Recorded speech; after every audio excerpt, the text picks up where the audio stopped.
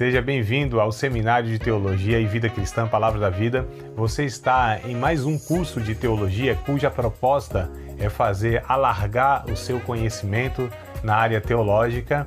Um curso descomplicado, contextualizado, provocativo, reflexivo e que faça sentido para a nossa vida cotidiana. Porque entendemos que não só a construção conceitual da teologia, respeitando as correntes da teologia construída nesses quase 2000 anos, mas isso só não é suficiente. Nós pretendemos que a partir do entendimento bíblico, dos conceitos esclarecidos, nós possamos reproduzir isso em uma espiritualidade no nosso cotidiano e nas relações. Seja bem-vindo. Pronto. Bom, na verdade, semana passada eu concluí, mas ainda tinha aqui um conteúdo, para passar para vocês a respeito da fé. Lembrando que nós estamos falando sobre os fundamentos da fé.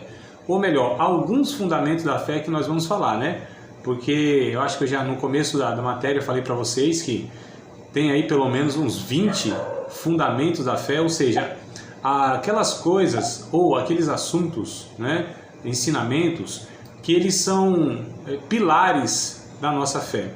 Tem coisas que são periféricas, É importante sabermos, aquilo de fato tem lá o seu propósito, mas não são aquilo que sustenta a nossa fé, faz parte da nossa fé. Comportamentos, algumas questões de relações e tal, ensinos bíblicos mesmo para a vida, para o cotidiano e tudo mais. Mas o que nós estamos pontuando aqui são aquilo que sustenta nosso entendimento, a nossa fé cristã, evangélica, tá bom? Hoje tem um monte de título, Você precisa falar que é cristão, evangélico, protestante, assembleano, presbiteriano, e você tem um bocado de coisa, Antes ela chamava de discípulo de Jesus, é discípulo de Jesus, tá tudo certo. Mas hoje aí a gente vai acrescentando esses títulos aí acumulados. Mas enfim, voltando aqui, eu falei então na aula passada sobre a fé, Esse sendo o fundamento, um dos fundamentos do cristianismo em si, Então a fé como sendo de fato o relacionamento que nós temos com Deus. Aí o último conteúdo que eu queria passar para vocês e não deu tempo, na aula passada, que é assim: fé é crer no caráter de Deus, apesar das evidências, e depositar confiança no que Ele disse, quem Ele é, Um ser pessoal, distinto do universo, que já estivesse ali antes do universo ser criado. Ou seja, o que eu quero dizer com isso?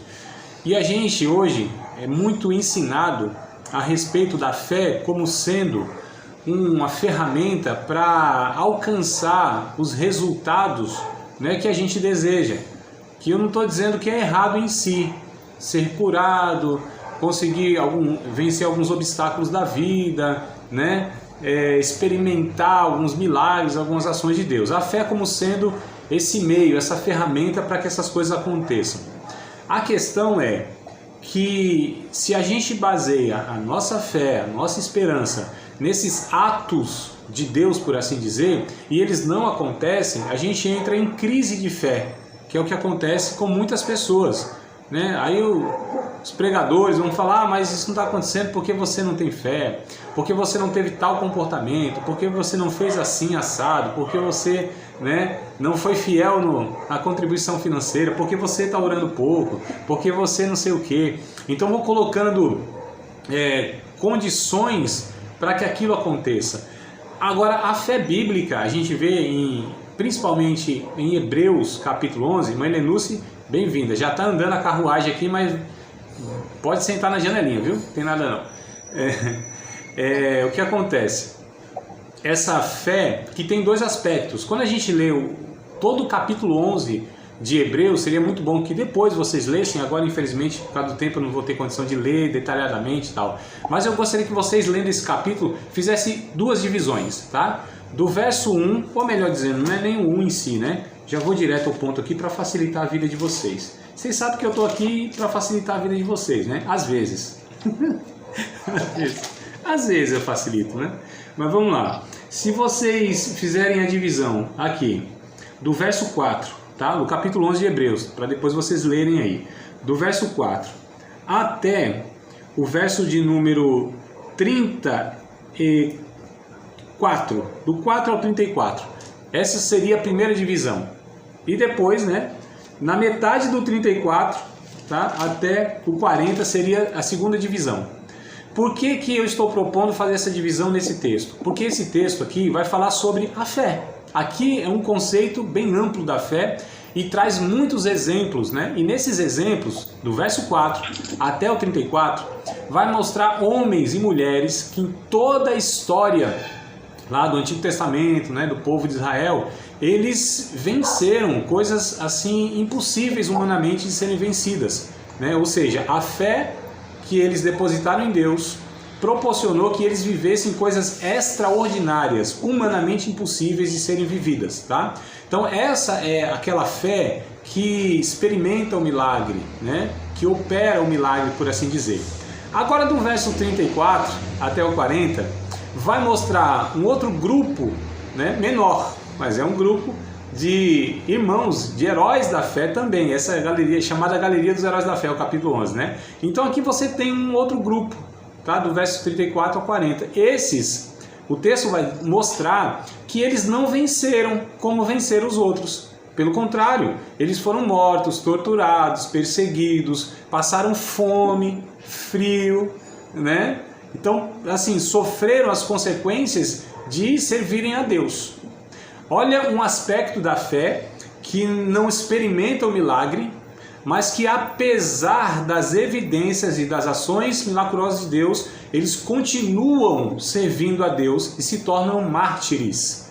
Vocês perceberam então que a fé bíblica ela ensina que às vezes nós triunfamos positivamente, né, por conta da fé depositada em Deus. E às vezes essa fé, ela não trará esse triunfo, mas nos dará condições para que a gente continue servindo a Deus, mesmo com as adversidades. Eu pego um texto rapidinho, né, para concluir aqui, para a gente ir para um segundo ponto, para o outro fundamento que eu estou dizendo, que é 2 aos Coríntios. 2 aos Coríntios, capítulo de número 12, né, um texto muito, mas muito conhecido, aquele famoso espinho na carne, né? Espinho de Paulo. Vocês lembram aí desse texto, né? Então, 2 aos Coríntios, capítulo 12. Eu só vou deixar o texto, não vou ler, vou narrar ele, né? Vou narrar ele assim só para a gente extrair aqui, de fato, a ideia que eu quero, tá? Então, 2 aos Coríntios, capítulo número 12. Vocês podem ler depois do verso de número 5, né? Pode ser do 5 até o 10, tá? Do 5 ao 10. Então, 2 aos Coríntios, capítulo 12, versos 5 ao 10. Vou resumir aqui. O apóstolo Paulo, passando uma adversidade na sua vida, não sabe-se o que é discutido, né? O que é esse espinho na carne? Não fala que é isso, fala que é aquilo. Bom, isso não é o principal do texto, tá? O principal aqui é nós entendermos que o apóstolo Paulo, um homem de Deus, um homem fiel a Deus, né? Ele dedicou a sua vida ao Evangelho.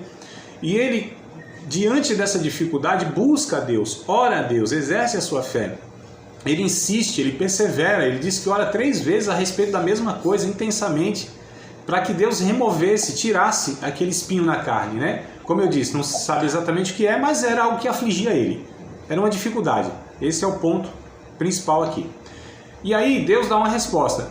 Não vou responder a tua oração tirando a dificuldade da tua vida. Olha só. Homem de Deus, cheio de fé, entregou sua vida ao Evangelho, orava, buscou a Deus. Deus disse, não vou resolver esse problema na tua vida, não vou resolver. Você vai conviver com ele o resto da sua vida. Olha só, amados, né?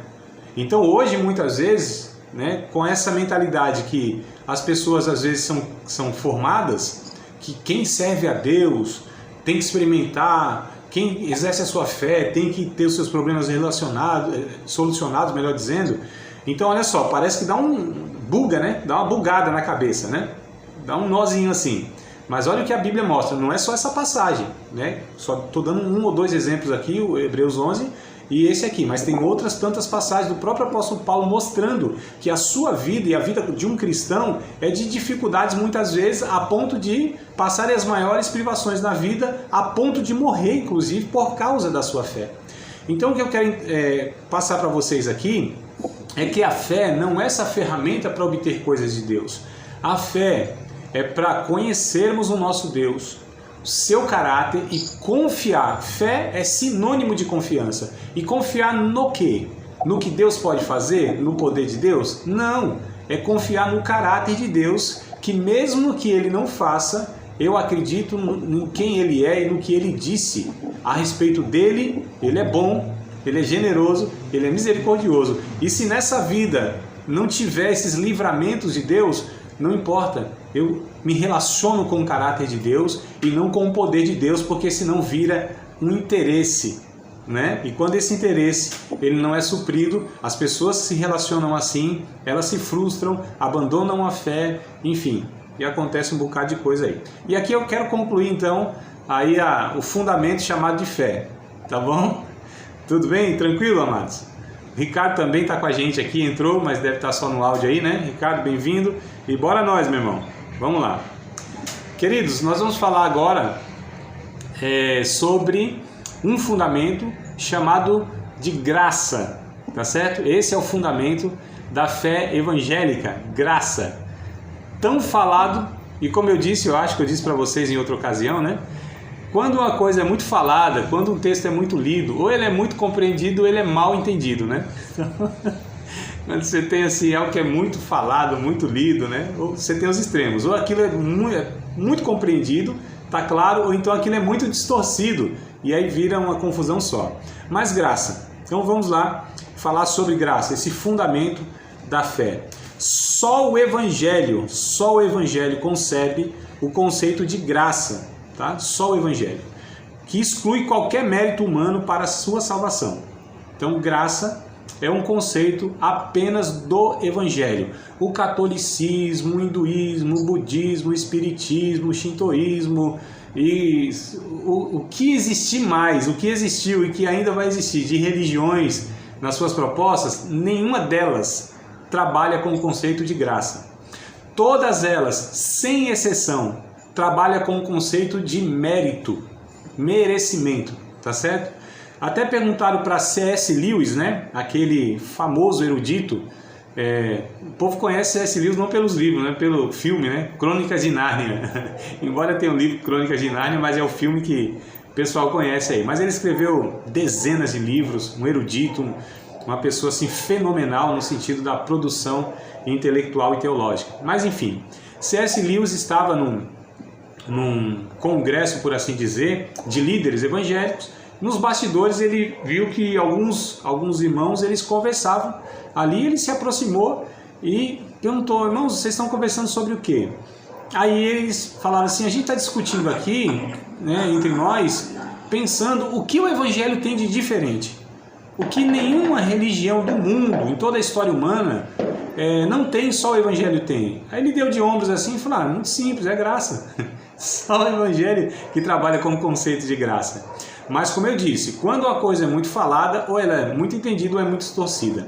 Então quando a gente fala de graça, às vezes ela é levada em um extremo que distorce, né? E é isso que eu quero trabalhar aqui com vocês, tá? Então vamos lá, graça não é o conceito de negligência, mas de responsabilidade sobre um presente recebido, né? E que deve ser cuidado e recebido com gratidão. A graça transforma aquele que por ela foi alcançado. Por que eu estou trazendo esse pensamento para vocês? Porque quando a gente fala, o que é graça? A graça, ela é uma ação de Deus que independe do homem. Então assim, o que eu posso fazer para merecer as bênçãos de Deus? Absolutamente nada, amados. Nada. Mas a mente religiosa, inclusive, infelizmente, no meio evangélico, no meio cristão, evangélico, protestante, é ensinado muito que se você fizer tal coisa, Deus vai fazer tal coisa. Se você deixar de fazer, Deus também deixa de fazer. Essa lógica de um relacionamento de mercado, né, que a gente chama, ou seja, se eu faço a minha parte, você faz a sua. Amado, já pensou se Deus tratasse a gente assim? Se a gente fizesse a nossa parte? Né? A gente primeiro que não estava salvo. Primeiro que não ia nem chegar a ser salvo, muito menos ser abençoado com tantas bênçãos que nós somos ao longo da nossa vida cristã e tudo mais. Nem salvos seríamos, né? Nem vivos estaríamos, nem vida, nem existência nós teríamos, porque a própria vida é dom de Deus, né? Então o que é graça? Para a gente aqui só relacionar, graça, dom, dádiva, presente, é a mesma coisa, no sentido da ideia, tá? Então o que é graça é a mesma coisa que dom, é a mesma coisa que presente, é a mesma coisa que é dádiva. Tudo isso aqui... É só uma coisinha. Sim, amado. Pode falar, fica à vontade. Posso falar uma coisa? Claro, fica à vontade. Acho que tem um pessoal que não tá no mudo, aí tá atrapalhando o áudio aí. Tá muito ruim. Deixa eu colocar, vamos lá, deixa eu colocar então aqui no multi. Vamos lá, e agora? Será que, deixa eu ver se eu melhoro aqui. Tá melhor, tá pior? Como é que tá? Melhorou? Melhorou? Faz assim, um joinha se melhorou? Ah, então ótimo. Bora lá que eu vou aumentar aqui. Pronto. Então tá tudo certo, né? Maravilha. Vamos lá, dá um toque aí, viu? Se estiver ruim, a aula inclusive fala, tá ruim a aula também, não é só áudio não. Vamos lá. Então, queridos, ó, só pra gente dar início aqui ao entendimento. A graça é toda a ação de Deus em relação ao ser humano, tá certo? Só que a gente está reduzindo aqui em relação ao cristão, ao discípulo de Cristo, tá? Graça, na verdade, é como Deus se relaciona com a humanidade, criando a humanidade, mantendo a humanidade e resgatando a humanidade. Então nós estamos falando no âmbito geral da criação de Deus. Então a graça de Deus é a ação de Deus criadora dando existência e vida aos homens. Esses homens se perdem, mesmo assim Deus tolera e convive com esses homens. Deus mantém esses homens e Deus salva os homens. Então perceberam? Aqui a gente percebe que é a ação unilateral de Deus. A salvação, ela tem um autor e ela tem um consumador, né? Que vai dizer lá o capítulo 12 de Hebreus, verso 12, se não me falha a memória, né? Ele é o autor e é o consumador da nossa salvação. Ou seja, Deus é aquele que origina e é aquele que leva a cabo a salvação. Então, Deus opera tudo em todos, tanto querer quanto efetuar. É isso que a Bíblia diz. Tudo é Deus que faz. A própria fé que a gente exerce, ela não é nossa. Isso não é uma capacidade minha. Não, a fé, eu não gero a fé. É Deus que nos dá a fé em medidas diferentes, né? Então, a gente vai falar mais a respeito da salvação, a questão de salvação e relacionamento com Deus, mas para a gente entender o que seria a salvação. A salvação seria Deus estendendo as mãos para nos oferecer a salvação. E nós, como um mendigo, sem condição nenhuma, sem recurso nenhum, a gente estende a nossa mão para recebê-la. Mas até o fato de nós estendermos as mãos para recebê-la é porque antes Deus a ofertou. Vocês entenderam a questão? Então assim, a gente só responde aquilo que Deus já fez primeiro, né? A própria fé, ela é dada por Deus. E é necessário a fé, como a gente viu aqui, para se relacionar com Deus. E nós não teríamos condição nenhuma de conhecermos Deus, de conhecermos o Evangelho, de sermos salvos, se Deus não tivesse vindo até nós. Se Deus não tivesse saído da sua eternidade, da sua glória e se relacionasse com esses seres humanos pecadores, né, que o ofendeu. A gente vai trabalhar essa questão aqui. Então, quando a gente fala, André, então, já que eu não posso fazer nada, observe, o pensamento muitas vezes é equivocado, né? Se eu não posso fazer nada para merecer de Deus alguma coisa, então eu não vou fazer nada. Vou viver de qualquer jeito, que no final é tudo bondade de Deus. Então Paulo vai dizer, não, de maneira nenhuma. Porque a graça não é uma licença para a gente viver de uma forma totalmente desregrada, né? É o que eu vou colocar aqui. A graça, ela nos dá responsabilidade. Então, embora a gente não merece, a gente não pode fazer nada para sermos salvos, mas quando nós somos alcançados por essa graça, há uma responsabilidade de viver de uma maneira diferente agora, como Deus propõe, né? Então vamos lá. A condição do homem diante de Deus era de culpa e dívida. E dívida, hein? E dívida eterna. Vocês lembram a oração que Jesus ensinou do Pai Nosso? Pai Nosso que está no céu, santificado seja o teu nome, venha o teu reino, seja feita a tua vontade, né? Perdoa as nossas dívidas. Então, ó, o pecado, ele é comparado aqui com uma dívida que eu tinha, só que o problema é, eu não tinha como pagar essa dívida. Não tem como. O ser humano não tinha condição de se redimir, né? De pagar, de ter condição de suprir aquela condição de miserável, de pecador, de devedor. Ele não tinha como, não tinha recurso. Tem um salmo que diz o seguinte: ainda que todos os recursos deste mundo fossem pegos, eles não poderiam salvar uma única vida. Todos os recursos deste mundo, uma única alma, não poderia ser salva. Eu poderia derramar o meu sangue, tá certo? Dar a minha vida, né? Para a salvação da minha própria vida. Isso não teria efeito nenhum. Por quê? Porque eu sou um culpado e um devedor. E eu não teria condição de pagar a minha própria dívida porque não tinha recurso. É isso que Jesus ensina em Mateus capítulo 5, me parece que é o verso 3, né? Ou 3 ou 4, deve ser o 3, que diz o seguinte: bem-aventurado são os pobres de espírito, porque deles é o reino dos céus. O que Jesus estava se referindo em pobre de espírito? Ele não estava falando da condição pobre economicamente falando, não é isso. Feliz não é pobre, né? Ou, aliás, pobre não é feliz no sentido porque é pobre. Não há virtude em ser pobre, tá? Faltar recurso financeiro, mínimo básico para a vida, para alimento e etc e tal. Não é isso. Não é bem-aventurado essas pessoas assim, não. A bem-aventurança, a felicidade, é aquele que entende que ele não tem recurso suficiente para bancar a sua vida. A sua vida. Muito menos a sua salvação. Então, felizes são aqueles que reconhecem a sua falência espiritual, né? Porque nesse reconhecimento de falência espiritual, nós recebemos a graça de Deus, nós somos salvos pelo mérito de Cristo Jesus e não por mim. Mas vamos lá. Então, olha só. A condição do homem diante de Deus era de culpa e dívida eterna, e não tendo nenhum recurso para reverter essa condição, foi declarado digno de punição eterna. Mas Deus, em sua infinita misericórdia, essa palavra eu acho interessante, né?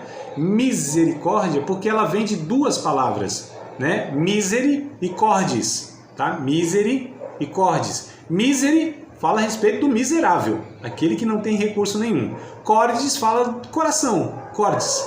Então a ideia de misericórdia é que, apesar da miséria do homem, o coração de Deus se inclina para ele. Então, ó, a misericórdia misericórdia seria assim: Deus não dá ao homem o que ele merece. Por que o homem merecia? Punição eterna, que nós já lemos aqui, não é? Então, misericórdia é Deus não dá o que o homem merece. O que seria graça? É Deus dar o que o homem não merece. Entenderam, amados? Confundiu não, né? Porque uma coisa é Deus não punir aquele que merecia, e outra coisa é Deus abençoar aquele que não merecia. Você tem, né, dois aspectos aí diferentes, mas tudo é graça e misericórdia, né, de Deus. São ações parecidas. Então vamos lá. Em sua infinita misericórdia pagou o preço para salvar a humanidade e fez isso por sua graça. Vamos ler um texto de Efésios capítulo 2. Quero ler todo o texto com vocês, são 10 versículos. Bora ler os 10 versículos inteirinho, assim, do 1 até o 10, tá bom? Vamos lá, Efésios, capítulo 2, versículos 1 ao 10. Acompanhe aí na sua versão, se for diferente, e vá comparando aqui, escutando a minha versão, tá? Vamos lá, Efésios, capítulo 2, verso 1 ao 10. E vos vivificou, estando vós mortos em ofensas e pecados. Olha como Paulo começa falando a respeito da condição humana. Estava morto nas ofensas e nos pecados. Deus vem e ressuscita. Daqui já dá para a gente entender. Bom, o homem estava morto. Quem está morto pode fazer o que por si? Nada. É óbvio, é simples, não é? Então olha só como já a condição já desmerecia, já não favorecia o homem, né? Verso 2. Em que no outro tempo andaste segundo o curso deste mundo, segundo o príncipe das potestades do ar, do espírito que agora opera nos filhos da desobediência, entre os quais todos nós, olha como Paulo se inclui nisso, amados. Tá? Paulo talvez seja um dos mais conscientes da graça de Deus, né? E ele era um religioso, ele era um cara que tentava fazer tudo desde criancinha, né? Seguir lá os rituais judaicos, né? Tudo que a lei pedia, ele tentava fazer. Ele disse, eu sou da tribo de Benjamim, circuncidado ao 8º dia. Enfim, amados, Paulo era um religioso zeloso, sincero, honesto. Um religioso que tentava agradar a Deus. Tanto é que lá em Romanos capítulo 7 ele diz, quando eu tentava agradar a Deus, eu via que não dava. Porque havia em mim uma natureza que impedia de eu fazer isso. Ele fala assim, miserável homem que sou. A conclusão de Paulo no capítulo 7, verso 24 é, miserável homem que sou. Quem me livrará do corpo desta morte? Olha que coisa interessante a conclusão que ele chega. O verso 25, estou falando do capítulo 7 de Romanos, né? O verso 25, ele diz assim, mas graças a Deus por nosso Senhor e Salvador Jesus Cristo. Portanto, agora, nenhuma condenação há para aqueles que estão em Cristo Jesus, que não andam segundo a carne, mas segundo o Espírito. Aí entra no capítulo 8, verso 1, né? Mas a conversa é a mesma, tá?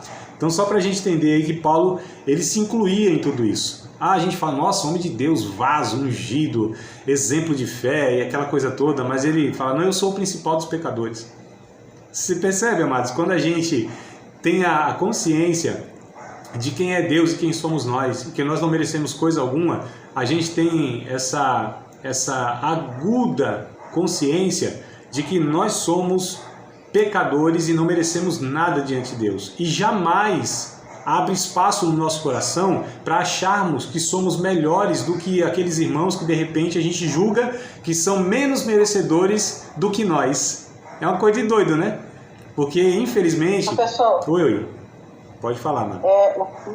O mais lindo nisso em Paulo é que ele se fosse, nos dias de hoje, né, dos religiosos de hoje, a pessoa que ele foi, ele jamais diria que ele era miserável.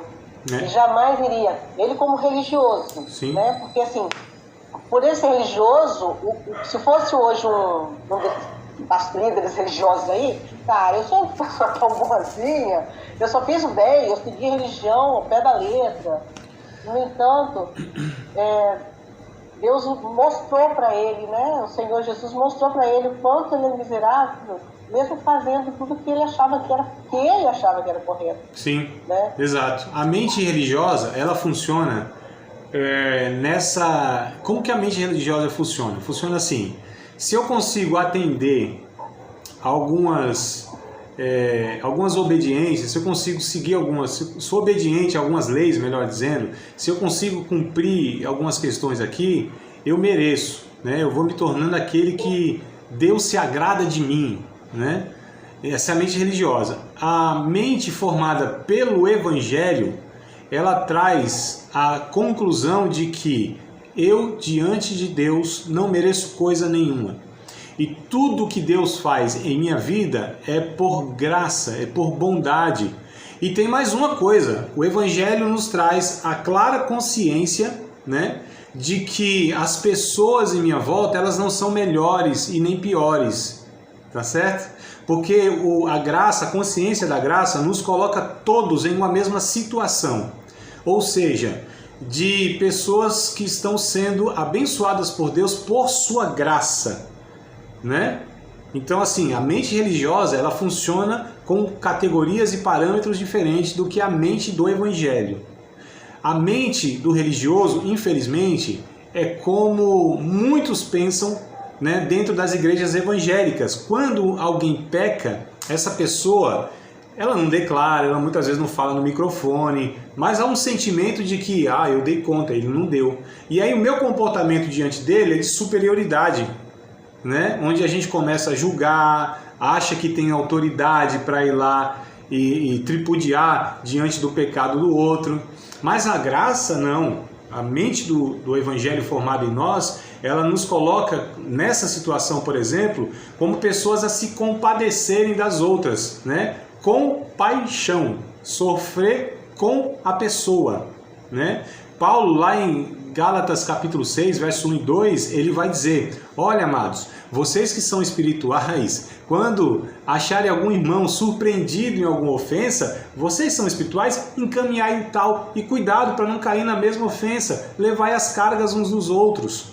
Então o Evangelho, ele tira de nós qualquer senso de juízo e de superioridade em relação a quem quer que seja, porque nós temos a consciência de que nós não somos melhores, mas de ninguém, amados. Eu não estou falando nem só do nosso convívio, dos cristãos, de ninguém. Eu não sou melhor do que o espírita, eu não sou melhor do que o católico, eu não sou melhor. A graça de Deus é quem vem e me salva, né? E se eu continuo salvo, é porque a graça de Deus continua operando na minha vida, então não há méritos. Vamos continuar a leitura aqui, no verso 3, entre os quais todos nós também antes andávamos, nos desejos da nossa carne, fazendo a vontade da carne, né, do velho homem, e dos pensamentos. E éramos por natureza filhos da ira, como os outros também.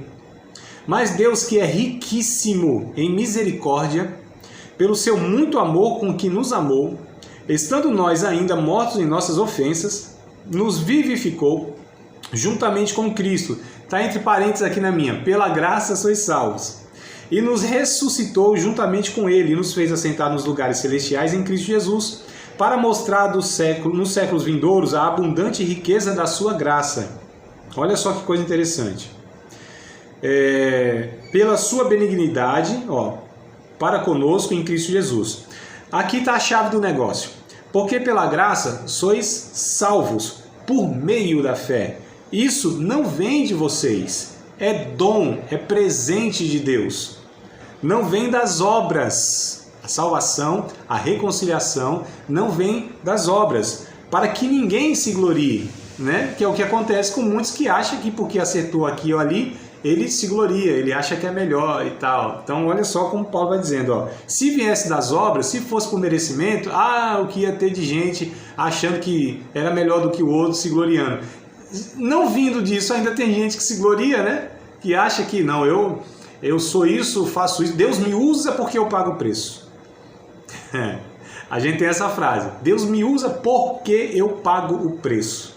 Como se eu fazer aquilo, né? Deus me usa. Não, amados, Deus me usa pela sua graça. E se eu tenho uma vida um pouco mais intensa, uma vida de bom testemunho, uma vida dedicada, piedosa, não há mérito nisso. É a graça de Deus operando na vida de um pecador.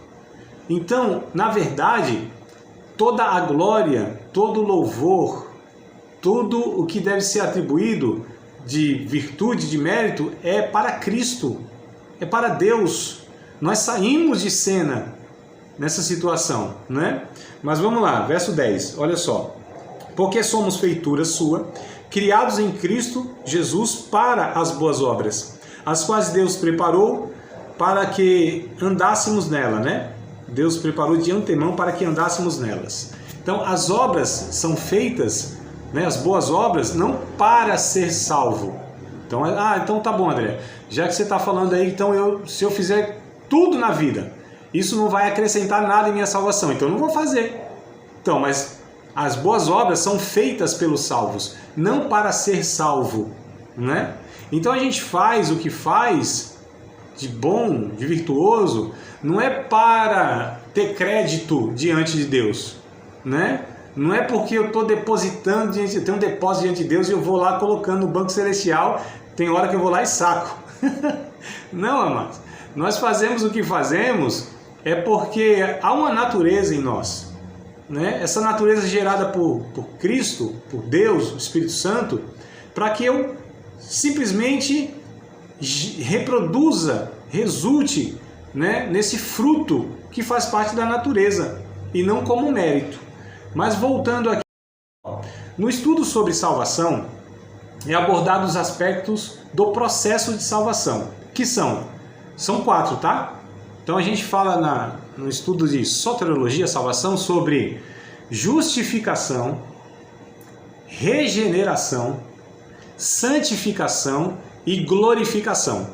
São 3 termos que a gente vai usar para falar sobre o processo de salvação, como Deus salva o homem.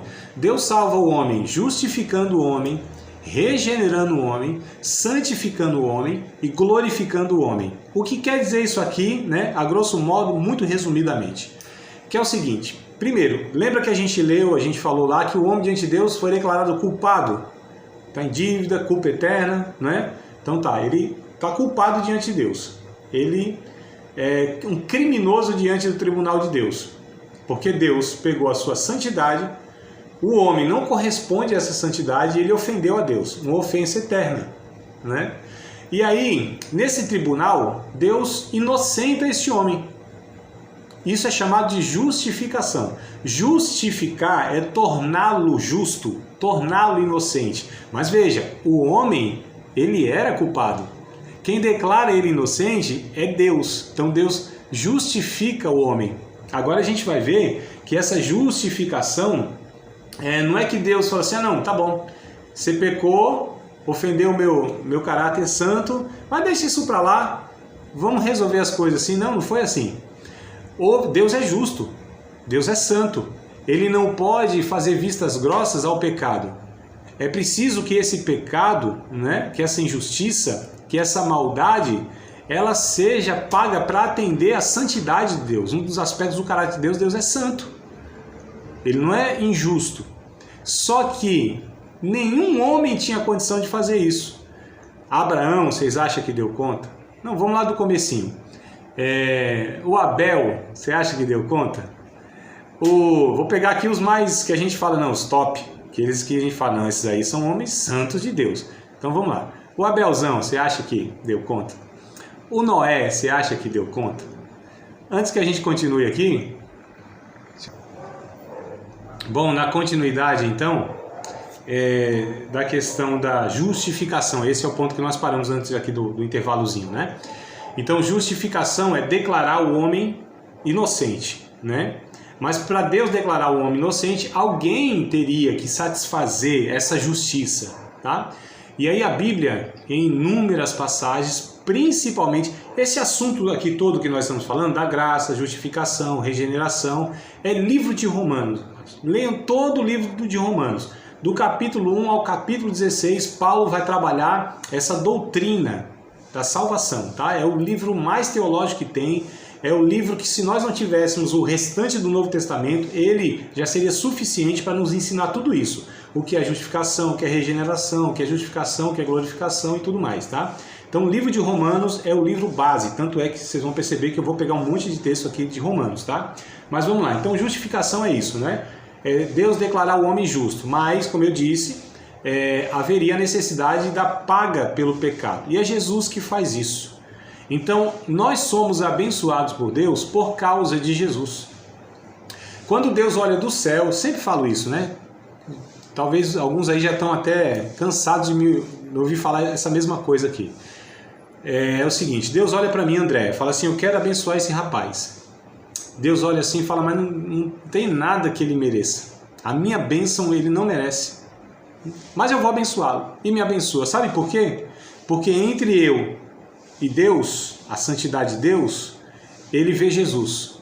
Então me abençoa por causa de Jesus. E apesar de mim, amados. Tá certo?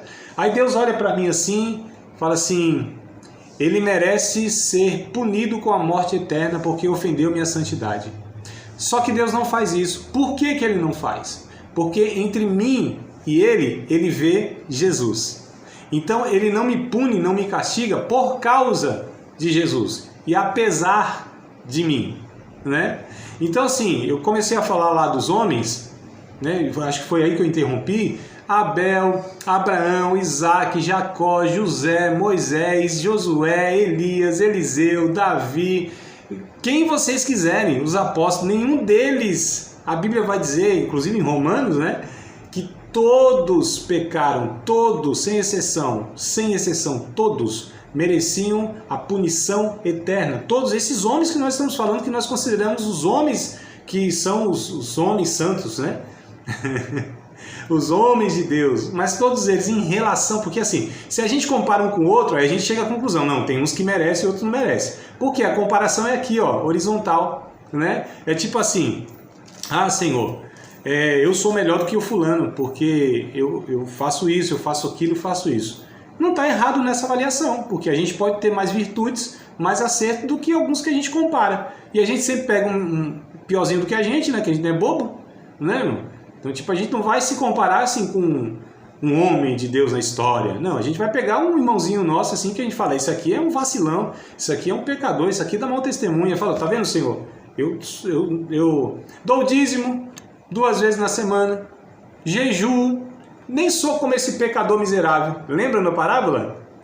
Olha só. Sobem 2 homens ao templo, Jesus conta. Um religiosozão, aquele religioso. Ele disse, Senhor, dou-te graças, ó Pai, porque jejuo 2 vezes na semana, dou o dízimo de tudo quanto tem, e não sou como esse miserável pecador. Aí, o homem miserável, Jesus contando, diz que ele nem levanta a cabeça ao céu, não tem nem coragem de levar a cabeça ao céu, bate no peito. Tem misericórdia de mim, pecador. Jesus pergunta, qual dos 2 vão para a sua casa justificados? O pecador, que reconhece que é miserável, porque ele reconhece que não tem condição nele, mas o outro acha que porque vai na igreja, lê Bíblia, dá dízimo, jejua, ora, ele é melhor do que o outro. Aí também ele pegou um miserável lá, né, ruinzinho, e mesmo assim Deus disse, ó, você é orgulhoso, você é soberbo. Então Deus, ele prefere o pecador miserável desgraçado do que esse que se justifica, que acha que é o cara que é santo e dá conta, é ungido, é vaso porque ele paga o preço. Então Deus se relaciona muito melhor e a graça de Deus opera muito mais nesses que reconhecem a sua miséria diante de Deus do que esses que são aqueles que pensam ser pessoas que merecem alguma coisa de Deus. Então os fariseus, os líderes religiosos da época de Jesus, foi uma briga, amados, uma briga. Pensa numa dificuldade para essas pessoas receberem o evangelho, a mensagem de Jesus.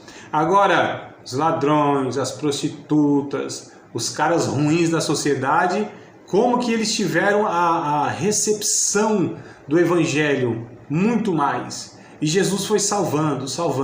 E Jesus disse assim, olha, as meretrizes, os ladrões, falando para os fariseus, os religiosos, homens de Deus, os pastorzão da época, os teólogos da época, os profetas da época, os vasos da época, né? Jesus disse assim, ó, eles vão entrar na frente de vocês, viu, no reino de Deus. Cuidado não, vocês aí acham que está no top 10, né? São os vasos de Deus, os homens de Deus, só que esse povo aqui, ó, que vocês julgam piores do que vocês, eles estão recebendo a minha graça. Eles estão recebendo a minha misericórdia, a minha compaixão, o meu evangelho, estão entendendo quem são, e aí eles vão sendo salvos. Então, olha só, amados, que contradição. Aqueles que deveriam entender que eram os religiosos, né? Eles eram os que menos estavam entendendo. Por quê? Por conta disso, porque a mente religiosa trabalha nessa lógica de merecimento, e nós não podemos, amados, em nome de Jesus, cair nesse erro de achar que somos melhores e nós fomos salvos porque Deus investe na minha vida porque Ele sabe o que eu vou ser na presença dEle. Não, amados. Deus investe na minha vida pela sua graça, pela sua misericórdia.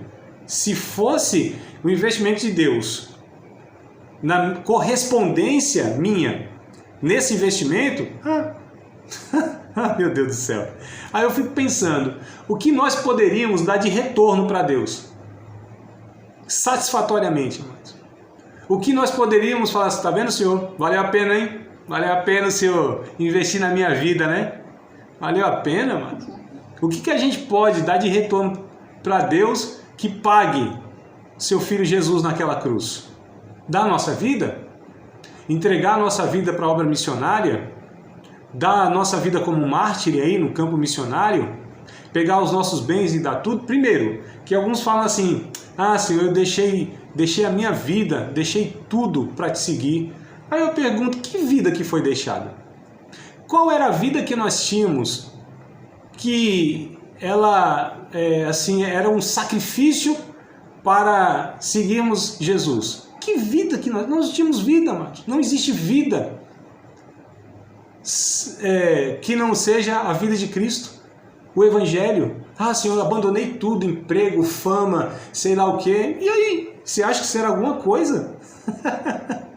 Né? Então a gente entra numas conclusões assim que eu fico meio, eita meu Deus do céu, que coisa satânica, né? Achar que a gente fez um sacrifício. Não, amados. Quem fez o sacrifício foi Deus enviando seu Filho por nós naquela cruz.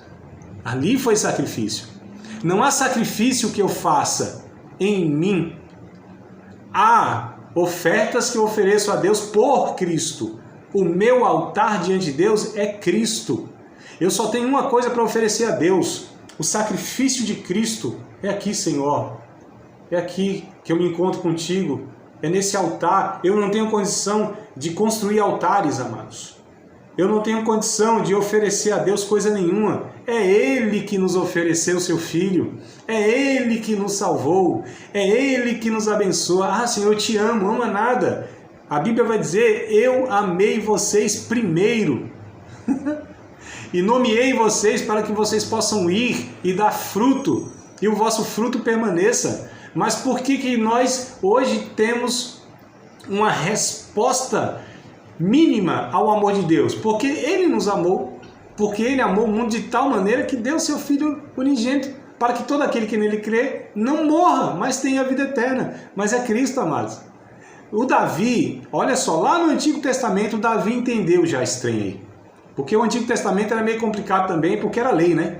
Então a lei falava, ó, você tem que fazer isso aqui, um monte de coisa lá. Aí a pessoa fazia, mas aquilo não conseguia fazer. E fala, então não tem jeito. Então, já que você quebrou a lei, você é culpado. Você é transgressor. E Paulo vai dizer, tá bom, você quer ver pela lei? Viva pela lei. Você quer ser justificado pela lei? Se justifique pela lei. Mas sabe o seguinte, se você fizer... se você cumprir 99 pontos da lei e tropeçar em um, é culpado de tudo. E aí eu pergunto, quem que conseguiu, amados? Obedecer a Deus em tudo. Não tem como, é impossível humanamente. Eu estou falando dos homens de Deus, não estou falando dos outros piores, não. Estou falando desses aí que a gente fala, eita, Elias, cheio de fé, vaso, orava e o fogo descia, não tinha chuva. Ele era o manda-chuva da época e tal. Nossa, Moisésão conduziu aquele povo todo, o homem mais manso na terra. Ou Davi destruía o gigante, valente, poeta, aquela coisa toda. Nossa, Abraão, pai da fé. Eita, José, fiel no Egito. Todos esses, amados, que a gente julga ser, assim, sabe, uns destacados. Todos eles, diante da santidade de Deus, pecadores, miseráveis. O problema é esse, que a nossa referência são os outros pecadores. Aí não vale. Isaías, no capítulo 5, no seu livro, ele vai... profeta, né? Profeta aponta dedo nos outros mesmo. Profeta é isso que sabe fazer. Né? Condenar, denunciar, esse é profeta, né? Ai de vocês, seus bêbados, ai de vocês, seus cobiçosos, ai de vocês, seus violentos, ai de vocês, ai de vocês, ai de vocês. Uns 5 ou 6 ais lá que ele pronuncia. Aí quando ele vê Deus assim, ó, a glória e a santidade de Deus, ele diz, ai de mim, que sou um homem impuro e habito num povo de impuros lábios. Então vocês percebam que quando a gente pega Deus como referência, todos nós somos devedores, miseráveis, pecadores, não merecemos nada. Quando a gente se compara um com o outro, aí a gente consegue estar fazendo essa conclusão aí, achando que a gente é melhor e merece. Mas é Deus aqui a referência, é a santidade de Deus, é a natureza de Deus. Foi Ele que nós ofendemos, né? Enfim, então justificação é isso, é tornar a pessoa inocente, né? Coloquei aqui.